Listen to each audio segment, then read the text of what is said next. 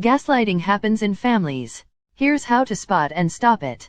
By Robin Stern and Mark Brackett. Many people flourish because of supportive family relationships, and many do not, especially when gaslighting is at play.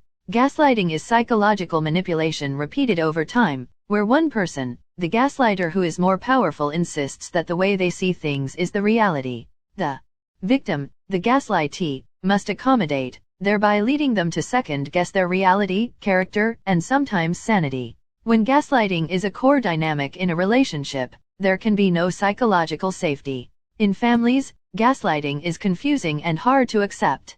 Why would people who love you want to drive you crazy or undermine your reality? As therapists and research psychologists, we have heard about many instances of gaslighting in families.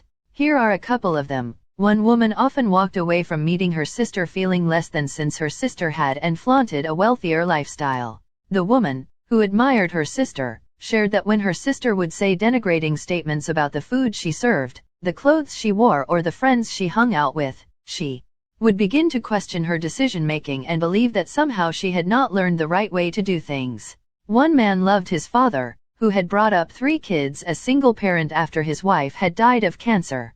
Growing up, the man played hockey and went to games with his dad.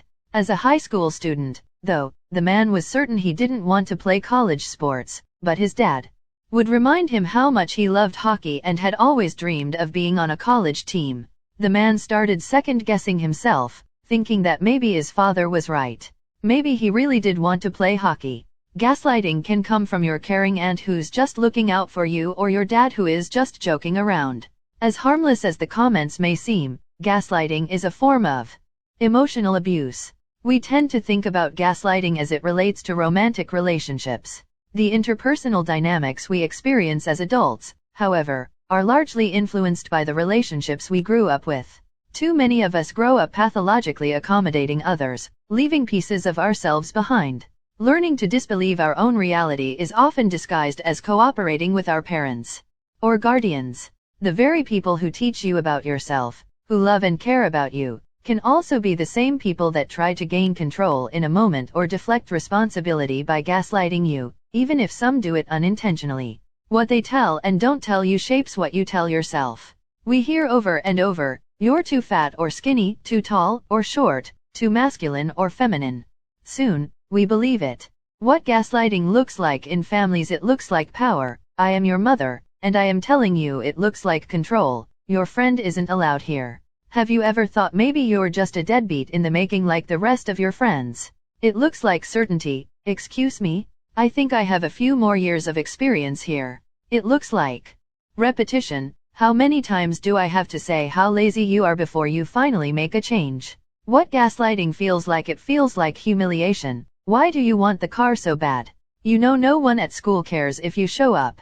It feels destabilizing. I never said that. You're making it up like the liar you are.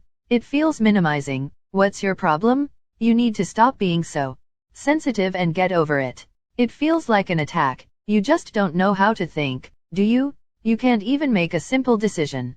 How to stop being a victim of gaslighting? Most of the time there is no easy exit from a family, or the price of leaving is too high. Often, we are conflicted. We love our family member and even enjoy time with them, but have had it with the gaslighting. If you don't want to leave the relationship or even the family holiday dinner, here are some things you can do. Check in with and honor your feelings. They are more important than who is right or wrong. Name the gaslighting, even if just to yourself. Identify the triggers. Keep track of when gaslighting comes up, for example, over money or your lifestyle, and avoid the topic. For example, you could say, "I'd rather not have this conversation right now." Opt out of the power struggle. Say, "We'll have to agree to disagree," or "This is not the kind of conversation I want to have right now." If you can and feel safe, talk with your gaslighter. Write down the last few conversations and notice when they begin to pivot to blaming you or undermining your reality. Say, "I think what happens between us is gaslighting.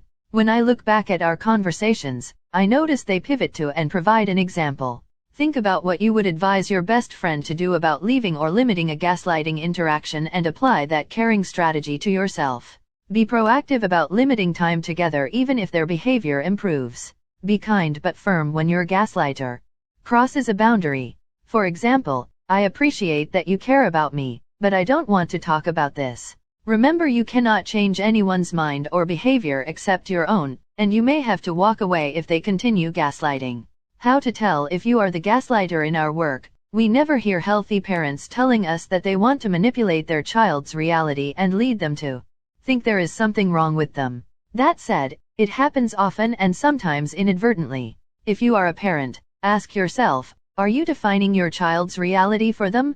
To recognize, prevent, or put an end to your own gaslighting behavior, start with the following steps. Understand the power dynamic. As a parent, you are in an authority position. Recognize the power you wield and think about how you might use that power to control others. Try to be more reflective. If A, believe them. Play back the conversation in your head to find a point of understanding. Identify your triggers and don't act on them. Identify the behaviors or events that activate you. Remind yourself that you don't have to react immediately. Regulate your emotions. If you're angry, agitated, or feeling another unpleasant emotion, take a few deep breaths.